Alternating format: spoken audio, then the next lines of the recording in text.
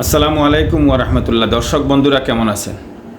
বন্ধুরা, বাংলাদেশের অন্তর্বর্তীকালীন সরকারের উপদেষ্টা জনাব আসিফ নজরুল স্যার প্রবাসীদের জন্যে কাজ করার মত প্রকাশ করেছেন। উনি বলছেন প্রবাসীদের জন্য কাজ করবেন, তাই উনি দায়িত্ব নিয়েছেন প্রবাসী কল্যাণ মন্ত্রণালয়ের। প্রবাসী কল্যাণ মন্ত্রণালয়ের দায়িত্ব নেওয়ার পরে উনি বলেছেন প্রবাসীদেরকে বিমানবন্দরে ভিআইপি মর্যাদা দেওয়ার জন্যে। উনি বলেছেন প্রবাসীদের জন্যে যাতে প্রবাসীরা বাইরের দেশে লাঞ্ছিত না হয় সেই জন্য উনি কাজ করবেন। প্রবাসীদেরকে যাতে একটা ভালো একটি মর্যাদা দেওয়া হয় উনি সেই লক্ষ্যেই কাজ করে যাবেন। তার আলোকে উনি ইতিপূর্বে কাজ শুরু করেছেন। এখন আজকে উনি সাংবাদিকদের মাধ্যমে প্রবাসী কল্যাণ মন্ত্রণালয় ভবনে উনি সাংবাদিকদেরকে জানিয়ে দিচ্ছেন উনি কি কাজ করতেছেন এবং কি কাজ চলমান। বন্ধুরা শুনুন উনি প্রবাসীদের জন্য কি কাজ করছেন। বাংলাদেশে প্রবাসী কল্যাণ ব্যাংক আছে, যেই ব্যাংক থেকে প্রবাসীরা ঋণ নিতে পারবে। কিন্তু এটা আমরা সবাই জানি যে ঋণটা নেওয়া অনেক কষ্টসাধ্য, অনেক প্রক্রিয়া, কঠিন প্রক্রিয়া, যেগুলো অসম্ভব প্রায়। তো উনি ওইগুলোর ব্যাপারে একটু সহজতা করতেছেন এবং যারা প্রবাস থেকে দেশে যাচ্ছেন তাদেরকে উনি একটি যে কোনোভাবে একটা কাজের ব্যবস্থা করে দিতেছেন বা প্রবাসী কল্যাণ ব্যাংক থেকে ঋণ নেওয়ারও একটা বিষয়ে আলোচনা করতেছেন। এবং যারা নতুন প্রবাসী আসবেন তাদের জন্য উনি মানে কত দ্রুত প্রবাসে যেতে পারেন সেই কাজটিও উনি করতেছেন। শুনুন ওনার মুখ থেকে যে উনি কী কাজটি করতেছেন এবং কি কাজ করেছেন ইতিমধ্যে সাংবাদিকদের মাধ্যমে সাংবাদিক সম্মেলনে। বন্ধুরা আপনারা শুনুন ওনার ভিডিওটি, আপনারা শেষ পর্যন্ত দেখবেন, ভিডিওটি না কেটে, তাহলেই আপনারা বুঝতে পারবেন যে উনি কোন বিষয়ে কী বিষয়গুলো বলতেছেন। একটি করে আপনারা শুনুন, অনেকগুলা বিষয়ে, সেই জন্য আপনারা ভিডিওটি পুরো দেখতে হবে। বন্ধুরা ফুল ভিডিও দেখেন আপনারা। কল্যাণ এবং বৈদেশিক কর্মসংস্থান মন্ত্রণালয়ের পক্ষ থেকে এই প্রেস ব্রিফিংটা আয়োজন করেছি। আমার সাথে আমাদের সচিব মহোদয় রুহুল আমিন সাহেব আছেন, আমাদের সাথে ডিজিরা আছেন। আমি প্রথমেই আপনাদেরকে একটু বলি, আপনারা অনেক সময় জানতে চেয়েছিলেন আমাদের কার্যক্রম অগ্রগতি সম্পর্কে। তো আমার মনে হয়েছিল যে সত্যিকারের কিছু অগ্রগতি হোক, তারপর আপনাদের জানাবো। আপনি একটু পিছায় বসেন না, ওনার খামাখালি করছেন কেন? হ্যাঁ ঠিক আছে,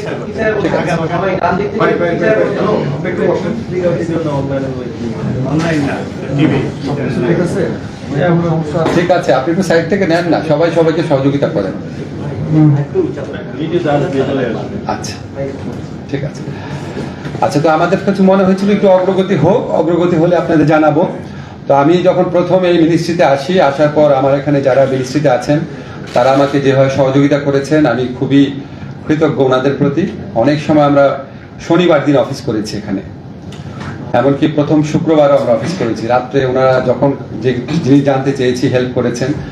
আমাদের একজন বন্ধু ছিলেন, আপনারা জানেন, বিশিষ্ট অর্থনীতিবিদ জিয়া হাসান, উনি জার্মানিতে সেটেল। তো উনি স্ব-উদ্যোগে বিনা বেতনে বিনা পারিশ্রমিকে এখানে কনসালটেন্ট হিসাবে কাজ করেছেন কিছুদিন, করে আমাদের বিভিন্ন নীতি এবং সিদ্ধান্ত গ্রহণে সহায়তা করেছেন। আমরা ওনার প্রতি কৃতজ্ঞ। দুর্ভাগ্যক্রমে উনি কালকেই জার্মানিতে চলে গেছেন, ওনাকে আমরা সামনে রাখতে পারলাম না। তো আমি আপনাদের প্রথমে আমরা কি পদক্ষেপ নিয়েছি সেগুলো একটু জানাই, তারপর যদি আপনাদের কোয়েশ্চেন থাকে অবশ্যই এই মন্ত্রণালয় সম্পর্কিত, অন্য কোনো মন্ত্রণালয়ের উত্তর ওইখানে যাই দেবো, এখানে না, সেটা আপনারা করতে পারবেন। আমাদের সচিব মহোদয় আছেন, ডিজিরা আছেন, যদি সম্ভব, যদি আমার পক্ষে কোনো কিছু উত্তর দেওয়া অসম্পূর্ণ থাকে ওনারা কন্ট্রিবিউট করবেন, অসুবিধা নেই। আমরা এটা আধা ঘন্টার মধ্যে শেষ করব। প্রথম হচ্ছে কি, আমরা এখানে আসার পর প্রবাসী যারা আমাদের রেমিটেন্স আর্নার যারা আছে, যাদের আমরা রেমিটেন্স যোদ্ধা বলি, যাদের উপর বাংলাদেশের অর্থনীতি দাঁড়িয়ে আছে, তাদের প্রতি আমরা আমাদের দায়িত্ব পালন করতে পারি নাই। আমি আমার ব্যক্তিগত জীবনে দেখেছি, যখন এয়ারপোর্টে দেখতাম, এয়ারপোর্টে মানে আমরা অসৎ ব্যবসায়ী হোক, রাজনীতিবিদ হোক, তাদেরকে আমরা ভিআইপি মর্যাদা দিই, কিন্তু আমাদের রেমিটেন্স আর্নার যারা, তাদের সাথে আমরা অত্যন্ত খারাপ ব্যবহার করি, অপমানজনক ব্যবহার করি। এটা আমার সারা জীবনে একটা খুব দুঃখ ছিল, মনে হয়েছিল যে এটা আসলে অ্যালাউ করা উচিত না। যাই হোক, সেরকম মানসিকতা নিয়ে আমরা কাজ শুরু করেছি কি করা যায়। তো প্রথমে আপনাদের বলে রাখি, আমরা প্রবাসী যারা কর্মী আছে তাদের কল্যাণের জন্য কি করেছি। প্রথম আমরা যে কাজটা করেছি সেটা হচ্ছে, আপনারা জানেন এখানে একটা প্রবাসী কল্যাণ ব্যাংক আছে, এই ব্যাংক থেকে ঋণ দেওয়া হয়। তো আমরা এখন এমন একটা ব্যবস্থা করেছি, এই ব্যাংকে এখন সরাসরি রেমিটেন্স পাঠানো যাবে। এই ব্যাংক থেকে যারা ঋণ নিতেন তারা আগে রেমিটেন্স পাঠাতে পারতেন না, এখন রেমিটেন্স পাঠাতে পারবেন। রেমিটেন্স পাঠানোর মাধ্যমে সরাসরি তাদের ঋণ পরিশোধ করতে পারবেন। এই ব্যবস্থাটা সম্ভব হয়েছে। এখানে সিটি ব্যাংক নামে একটা বেসরকারি ব্যাংক আছে, তারা আমাদেরকে অনেক হেল্প করেছে। তাদের সাথে একটা মেমোরেন্ডাম অফ কোঅপারেশন করেছি। সেটার আলোকে মোট কথা হচ্ছে, আগে প্রবাসী কল্যাণ ব্যাংক থেকে যারা লোন নিতেন তারা এখানে রেমিটেন্স পাঠাতে পারতেন না, প্রবাসী কল্যাণ ব্যাংক পাঠাতে পারতেন না, ওইখান থেকে ঋণটা শোধও করতে পারতেন না। এখন তারা সরাসরি এই কাজটা করতে পারবেন। এটাতে ওনাদের ভোগান্তি কমবে এবং রেমিটেন্সের প্রবাহ বাড়বে বলে আমরা বিশ্বাস করি। আমরা প্রবাসী কল্যাণ ব্যাংকের পাশাপাশি অন্য আরো 12টি বাণিজ্যিক ব্যাংক, দেশের সর্ববৃহৎ 12টি বাণিজ্যিক ব্যাংকের সাথে আলাপ করেছি। আমরা বলেছি শুধু প্রবাসী কল্যাণ ব্যাংক কেন, আপনারাও প্রবাসীদেরকে ঋণ দেন। এখন প্রবাসীদের ঋণের অনেক বেশি প্রয়োজন আছে, তো ওনারা আমাদের সাথে এগ্রি করেছেন, ওনারা রাজি হয়েছেন। কিন্তু এটার জন্য একটা ক্রেডিট গ্যারান্টি লাগবে। এটা বাংলাদেশ ব্যাংকের সাথে আমাদের যে সচিব মহোদয় আছে উনি কথা বলেছেন, বাংলাদেশ ব্যাংকের গভর্নর আছেন, উনি অত্যন্ত হেল্পফুল। উনি আমাদের সাথে যেভাবে কথা বলেছেন, আমরা আশা করছি এই ক্রেডিট গ্যারান্টিটা অচিরেই হয়ে যাবে। আমাদের কাছে মনে হয়েছে উনি পজিটিভ। এই ক্রেডিট গ্যারান্টিটা হলে এই 12টা যে বাণিজ্যিক ব্যাংক আছে তারাও প্রবাসীদেরকে ঋণ দিতে পারবে, যেটা আগে কখনো ছিল না। এর পাশাপাশি আমরা লক্ষ্য করেছি যে ওনারা প্রবাসী কল্যাণ ব্যাংকের যে মূল শাখাটা, এখানে আসার ক্ষেত্রে অনেকের অনেক প্রতিবন্ধকতা থাকে, অনেক দূর প্রান্ত থেকে আসেন। এই জন্য আমরা যে সমস্ত এলাকায় আপনার সোনালী ব্যাংক এবং অগ্রণী ব্যাংক রয়েছে, ওই সমস্ত জায়গাতে প্রবাসী কল্যাণ ব্যাংকের বুথ স্থাপনের জন্য, অর্থাৎ আরো কোনো টাকা খরচ না করে বা ম্যান পাওয়ার খরচ না করে, আমরা অগ্রণী ব্যাংক এবং সোনালী ব্যাংক ওনাদেরকে প্রস্তাব দিয়েছি যে ওনাদের কিছু কিছু রিমোট জায়গা থেকে যেসব প্রবাসীরা আসেন এবং প্রবাসী অধ্যুষিত এলাকা থেকে যারা আসেন, সেখানে যেন আমরা প্রবাসী ব্যাংকের বুথ খুলতে পারি। আমাদের প্রস্তাব দেওয়া হয়েছে এবং আমরা খুবই আশাবাদী এটাও হয়ে যাবে। আর সবচেয়ে ইম্পর্টেন্ট যে জিনিসটা, আপনারা জানেন প্রবাসী শ্রমিক যারা আছেন, কর্মী যারা আছেন, তারা প্রবাসে নানা ধরনের ভোগান্তির শিকার হন এবং সেখানে আমাদের দূতাবাসগুলো ঠিক মতো দায়িত্ব পালন করেন না, এই ধরনের অভিযোগ রয়েছে। আমাদের শ্রম কল্যাণ উইং রয়েছে, তারপরেও তারা ঠিক মতো কাজ করে না, এই ধরনের প্রচুর অভিযোগ, আপনারা সবাই এটা জানেন। তো আমরা সেটা খুব শক্তভাবে দেখার চেষ্টা করেছি।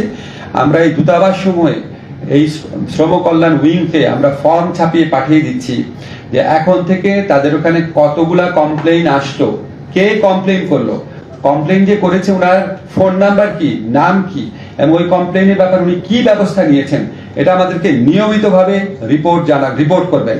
এবং এখান থেকে আমরা সরাসরি ওইখানে যে উল্লেখিত অভিযোগকারীর নাম এবং ফোন নাম্বার থাকবে, সবগুলো তো চেক করতে পারবো না, সেগুলো আমরা দৈব চয়ন ভিত্তিতে চেক করে দেখব যে ওনারা সত্যি ফাংশন করছেন নাকি। এবং আমি আপনাদের মাধ্যমে এই বার্তা দিতে চাই, যদি আমাদের প্রবাসী কল্যাণ উইংয়ে কেউ ঠিক মতো দায়িত্ব পালন না করেন, একদম আমাদের প্রবাসী ভাইদের জন্য সেবামূলক কল্যাণমূলক সেবকের মতো ভূমিকা না নিয়ে কাজ করেন, দরকার হলে আমরা সেখানে পরিবর্তন আনবো। এই ব্যাপারে আমরা কোনো রকম ছাড় দিব না। আমরা রেমিটেন্সের প্রবাহ বৃদ্ধির জন্য আরো কিছু ব্যবস্থা গ্রহণ করছি। আপনারা জানেন, একটা আমি বলেছি যে প্রবাসী কল্যাণ ব্যাংকে সরাসরি রেমিটেন্স পাঠাতে পারবে। এছাড়া আমরা আপনারা জানেন ওখান থেকে যে আপনার মানি এক্সচেঞ্জ হাউসগুলা, সেটার মাধ্যমে আমাদের প্রবাসীরা রেমিটেন্সটা পাঠান। তো আমরা এই 12টা ব্যাংকের সাথে আলাপ করেছি যে মানি এক্সচেঞ্জ হাউসগুলাতে রেমিটেন্স পাঠানোর জন্য তারা যে টাকাটা দেয়, ধরেন 1,500 টাকা হোক, 2,000 টাকা হোক, ডিপেন্ড করে কত টাকা পাঠাচ্ছেন ওটার উপর, সেই টাকাটা এই দেশে যেই ব্যাংকের ওনারা পাঠাবেন সেই ব্যাংক ওই টাকাটা পরিশোধ করে দিবে। অর্থাৎ রেমিটেন্স পাঠানোর জন্য বিদেশে যে টাকাটা ওনাদেরকে পে করতে হচ্ছে, ওটা এই দেশে যেই ব্যাংকে আসবে সেই ব্যাংক পরিশোধ করে দিবে। তো এইটা পুরোপুরি পালিত হবে নাকি শুধুমাত্র এই ব্যাপারে আমরা কনফার্ম না। আমরা বাংলাদেশ ব্যাংকের ম্যানেজারের সাথে আলাপ করেছি, উনি বলেছেন যথাসাধ্য চেষ্টা করবেন, কিন্তু আমরা আশা করব আমরা ওনাকে একটা পর্যায়ে উনি সবকিছু বিবেচনা করে সিদ্ধান্ত নেবেন এবং এটা হলে আমরা মনে করি রেমিটেন্স প্রবাহ আরো বৃদ্ধি পাবে। সরাসরি রেমিটেন্স পাঠাতে, হুন্ডির মাধ্যমে না পাঠাতে আমাদের যারা প্রবাসী কর্মীরা আছে ওনারা আরো অনেক বেশি অনুপ্রাণিত বোধ করবেন। আচ্ছা, সমস্যা নাই, আওয়াজ হচ্ছে।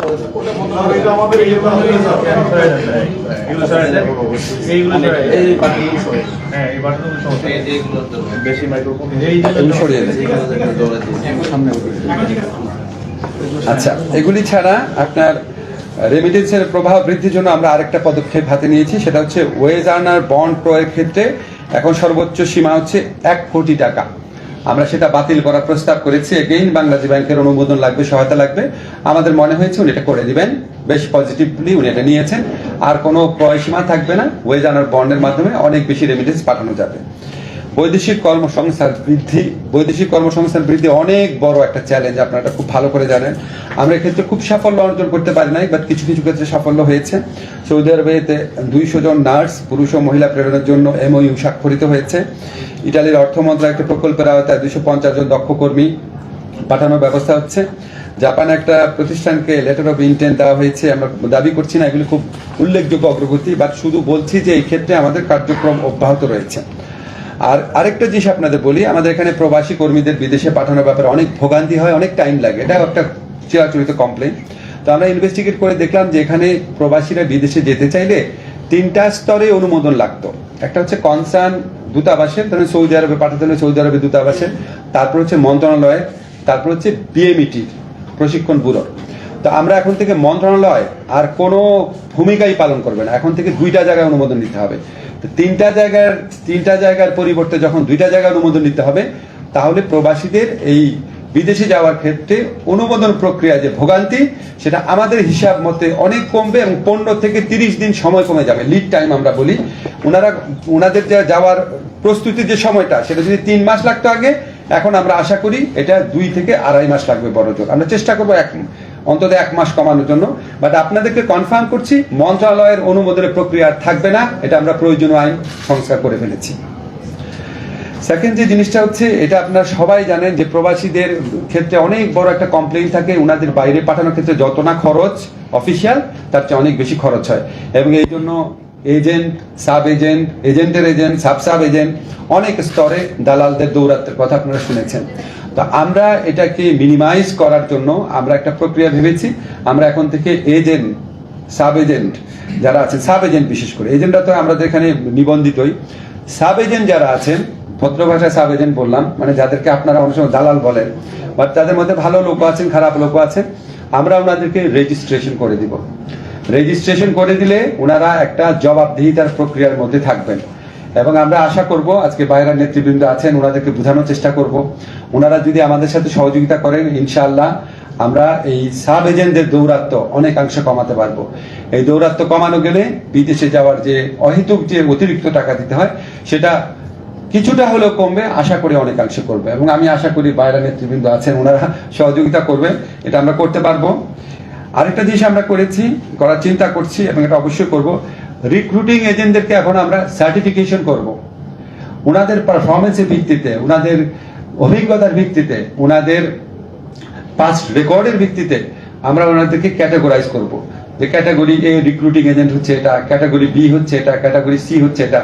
সো এটা করলে ওনাদের মধ্যে পারস্পরিক প্রতিযোগিতা বৃদ্ধি পাবে, গুড প্র্যাকটিস বৃদ্ধি পাবে, এবং যারা ভোক্তা পর্যায়ে আছেন, অর্থাৎ প্রবাসী কর্মী হিসেবে যারা যেতে চান, তারাও একটা নির্দেশনা পাবেন যে না, এই রিক্রুটিং এজেন্টের বিরুদ্ধে কমপ্লেইন কম, এদের পারফরমেন্স ভালো। আমরা আশা করি এটা করার মাধ্যমে অভিবাসন প্রক্রিয়ায় পলিসি ইন্টারভেনশন করা যাবে, ভোগান্তি অনেক কমবে। আরেকটা জিনিস আপনাদের বলে রাখি, আপনারা অনেকেই প্রশ্ন করবেন হয়তো মালয়েশিয়ার ব্যাপার নিয়ে। আমাদের প্রধান উপদেষ্টা নোবেল বিজয়ী ডক্টর মোহাম্মদ ইউনূস যখন শপথ গ্রহণ করেছেন, তার 3-4 দিনের মাথায় হঠাৎ স্যার উঠে গেলেন কথা বলতে বলতে। তো স্যার এসে বললেন যে ওনাকে মালয়েশিয়ার প্রধানমন্ত্রী ফোন করেছেন, প্রেসিডেন্ট ফোন করেছেন, আনোয়ার ইব্রাহিম, প্রধানমন্ত্রী আনোয়ার ইব্রাহিম ফোন করেছেন আর কি। তো আমি বললাম, স্যার আপনার সাথে কিরকম সম্পর্ক? বললো, আমার সাথে খুবই ভালো সম্পর্ক, আমার খুব পুরনো বন্ধু। আমি সাথে সাথে বললাম, স্যার তাহলে আমরা কি মালয়েশিয়ার কর্মী পাঠানোর ব্যাপারে আপনার কোনো সাহায্য পাবো নাকি? বলে, যা লাগে আমাকে করতে বলো, আমি করবো এটা। সো আমরা তো অনির্দিষ্ট কথা বলে লাভ নাই, আমরা মার্কেটটা ইনভেস্টিগেট করছি মালয়েশিয়ার ব্যাপারে। আমরা অবশ্যই স্যারের সহযোগিতা পাবো। আপনারা জানেন ওনার ব্যক্তিগত হস্তক্ষেপের মাধ্যমে আমাদের আরো UAE থেকে 57 জন আমাদের শ্রমিক ফেরত আসছেন যারা কারাবন্দী ছিলেন। এটা খুব বড় একটা ঘটনা, আপনারা সবাই বুঝেন ওখানে মানে কত কঠিন ক্রিমিনাল জাস্টিস সিস্টেম, সেখানে স্যারের ইন্টারভেনশন এটা হয়েছে, যেখানে UAE এর আমিরের সাথে ওনার কোনো ব্যক্তিগত ঘনিষ্ঠতাই ছিল না। তো আমরা আশা করছি মালয়েশিয়ার অনেক জট খোলার ক্ষেত্রে আমরা ডক্টর ইউনূসের ইনফ্লুয়েন্স ইউজ করতে পারবো। এছাড়া আমি যখন এই মন্ত্রণালয়ের দায়িত্ব নিলাম, উনি আমাকে বলেছেন অন্য যে কোনো দেশে যাদের সাথে কথা বলে উনি কাজ হয় বলে মনে হয় ওনার, সেখানে উনি ফোন করবেন, করে দিবেন।